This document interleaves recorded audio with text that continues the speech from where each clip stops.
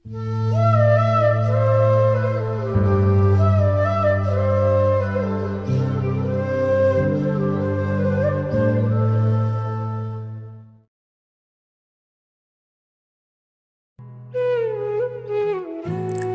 10টা বাজে। ছুটির দিন থাকায় আজ একটু দেরি করেই ঘুম থেকে উঠেছি। তো ব্রেকফাস্ট শেষে ড্রয়িং রুমের সোফায় বসে পত্রিকাটা হাতে নিয়েছি মাত্র, আর তখনই বউ বলে উঠল, এই শোনো, আমার দিকে তাকাও না। কি বলতে চাও বলো। শোনো না, আমি না ইদানিং চোখে একটু ঝাপসা দেখছি। ছোট ছোট লেখাগুলো তো দেখতেই পারি না, মনে হয় ডাক্তার দেখাতে হবে। এদিকে আসো আসো। এটা বলতে বলতে আমি বউকে জানালার কাছে নিয়ে এলাম। এখানে নিয়ে আসলে কেন? ওদিকে তাকাও, কিছু দেখতে পাচ্ছ? ওটা কি বলো তো? কেন? ওটা তো সূর্য। তুমি 1000 মাইল দূরে থাকা সূর্যকে চিনতে পারো, আর চোখের সামনে লেখা দেখে চিনতে পারো না? ঢং করো। কি? তুমি আমাকে এভাবে বলতে পারলে? আমি তোমার সাথে কথা বলবো না। বাহ, এ তো দেখছি মেঘ না চাইতেই জল। এমনিতেই তোমার সাথে কথা বলতে আমার অসহ্য লাগে। এবার শান্তিতে থাকতে পারবো, খাবো দাবো আর ঘুমাবো। তোমার খাওয়াও বন্ধ। ওকে, সমস্যা নেই, হোটেল থেকে খেয়ে নেব। এই বলে আমি আবার পত্রিকা পড়তে শুরু করলাম। বউ রাগ করে বেডরুমে চলে গেল। এভাবে প্রায় প্রতিদিনই ঝগড়া করে আমাদের দিন কাটে। সবসময় আমি ইচ্ছে করেই ঝগড়া বাঁধাই, কারণ বউকে রাগাতে আমার হেব্বি মজা লাগে। তো একটু পর পাগলিটা আমাকে শুনিয়ে শুনিয়ে বলছে, আমি সবসময় জ্বালাই তো, আজ বিকেলে আমি মায়ের কাছে চলে যাব। আমি সাথে সাথে বললাম, গাড়ি ভাড়া করে দেব নাকি বাসে করে যাবে? বউ কিছুটা কান্না ও অভিমান জড়িত কণ্ঠে বলল, নিজের ব্যবস্থা আমি নিজেই করে নেব, কাউকে আগবাড়ি আর সাহায্য করতে হবে না। যাক বাবা, বাঁচা গেল। আজ বিকেলে তবে শান্তিতে ঘুমোতে পারবো।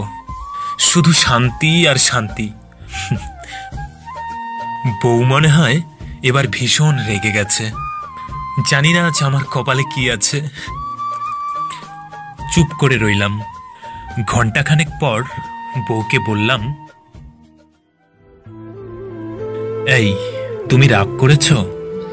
বলছি না তুমি আমার সঙ্গে কথা বলবে না? আর কতক্ষণ রাগ করে থাকবে বলো তো? আমি রাগ করি না। বউকে জড়িয়ে ধরতে গেলাম। ও মা, এ তো দেখছি পুরো হাই ভোল্টেজের বিদ্যুৎ। এমন ঝাটকা দিয়েছে যে আমি 5 হাত দূরে গিয়ে ছিটকে পড়লাম।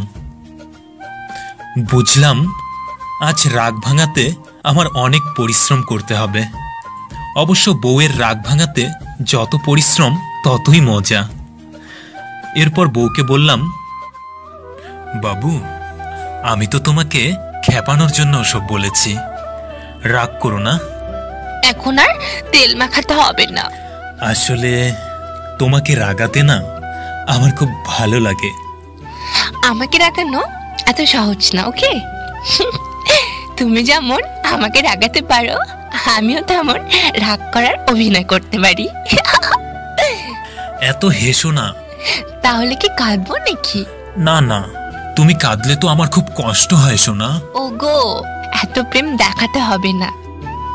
এভাবে ঝগড়া করতে করতে অনেকটা সময় পেরিয়ে গেল। বউকে বললাম, সোনা, আর ঝগড়া নয়। আমিও ইদানিং চোখে কম দেখতে পাচ্ছি।